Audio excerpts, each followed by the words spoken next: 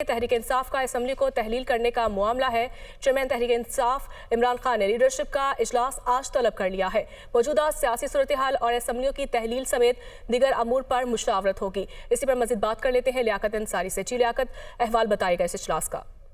बिल्कुल, असेंबली की तहलील के मामले पर इमरान खान की मुशावरत का सिलसिला जारी है और गुज़श्ता 2 रोज में जो सूरत हाल पैदा हुई है उसके तनाजुर में चेयरमैन तहरीक इंसाफ इमरान खान ने सीनियर लीडरशिप से मुशावरत का फैसला किया है, जिसके लिए आज जमान पार्क में इजलास बुला लिया गया है। मरकजी रहनुमा जो है फवाद चौधरी के मुताबिक आज जो सीनियर लीडरशिप का इजलास है इसमें सियासी सूरत हाल और असेंबलियों की तहलील समेत दीगर अमूर पर मुशावरत की जाएगी। इमरान खान जो कि डिवीजन वाइज की अरकान असेंबली से मुलाकातों का सिलसिला शुरू कर चुके हैं और कल से उनकी ज़ेर-ए-सदारत इजलास में जो है वो इलेक्शन कराओ मुल्क बचाओ मुहिम का भी ऐलान किया गया, जिसके तहत लाहौर में 11 दिनों में जो है वो मुख्तलिफ इलाकों में रैलियां निकाली जाएंगी, जिसकी क़यादत मरकजी लीडरशिप करेगी। तो इमरान खान दर हकीकत वफाकी हुकूमत पर मजीद दबाव बढ़ाने जा रहे हैं। यही वजह है कि आज सीनियर लीडरशिप का इजलास बुलाकर वफाकी हुकूमत पर मजीद दबाव बढ़ाने के हवाले से हिकमत अमली तय की जाएगी।